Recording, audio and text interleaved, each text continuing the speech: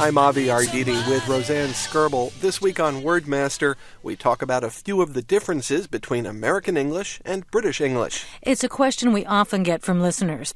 After all, some differences can lead to embarrassment, others to plain old confusion. For instance, Americans put babies to sleep in a crib. The British call the same kind of bed a cot. In America, a cot is a flimsy, fold-up bed made of canvas. Oh, you mean what the British call a camp bed. In Britain, public school is what Americans would call private school, where you pay to have your children go.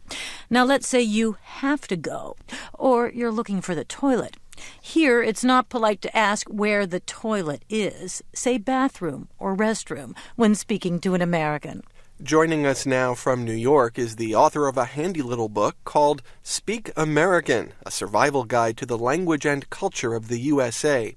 Delary Borunda Johnston lived in England, so she knows what it's like from both sides. A lot of the grammar is slightly different, so you would have things in British English that perhaps you wouldn't want an American child to learn because it might sound slightly incorrect. You know, like you wouldn't say, I haven't got any more. You know, you'd rather an American kid would learn to say, I don't have any more. Let's say a speaker of British English steps off a plane in the States. Just to catch a bus or train into town from the airport requires a different vocabulary. In England, you would catch a coach, whereas here you take the bus. Or if you're taking the public transportation, you would take the subway in America rather than the tube or the underground as you would in England. Also, what the British call lorries, we Americans call trucks. Now let's say the weather is cold and wet, and our traveler didn't pack the right clothes. Delary Johnston pointed out some British terms that might confuse an American clerk. Like, for example, jumper, which in England is the most common thing to call a sweater. And here it's a dress. And a jumper here is a dress, yes. Here we have boots and galoshes, right? And they're...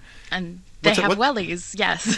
They have what? Wellies. Here we talk about boots, but again, a boot is in British English is a trunk of a car, and here it's a heavy shoe you wear to protect you when you're going through puddles and snow. I mean, you use the word boot in British English as well. You know, for regular boots or cowboy boots or riding boots or anything like that. But just the rubber boots are called wellies. And the differences don't stop there. Pants is the very big sort of trouble spot, because pants here are quite, the common thing to call things you put on your, the long things you put on your on your legs, whereas pants in England is always referring to underwear. So here it's that would be underpants. Right. You would say underpants. Underpants or underwear or boxers or whatever.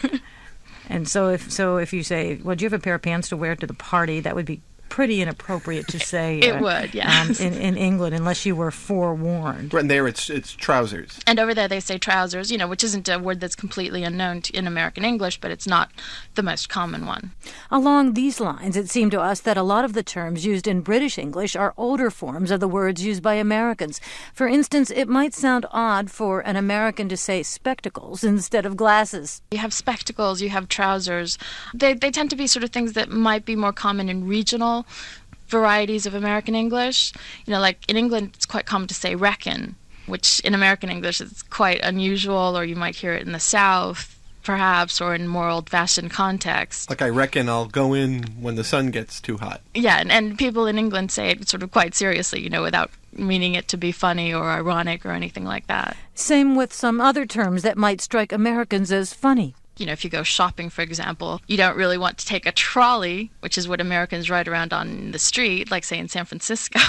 And here, you'd rather use a shopping cart when you do your groceries. And it's not just words that set American and British speakers apart. Speakers of British English have to be very conscious of the fact that British accents are quite incomprehensible to Americans at times.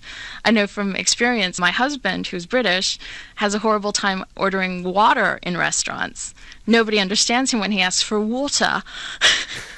So he's tried to modify it and say, water, can I have some water, please?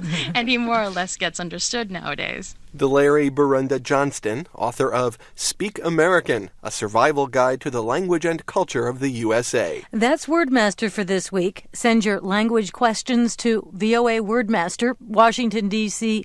20237 USA, or word@voanews.com. With Avi Arditi, I'm Roseanne Skirble.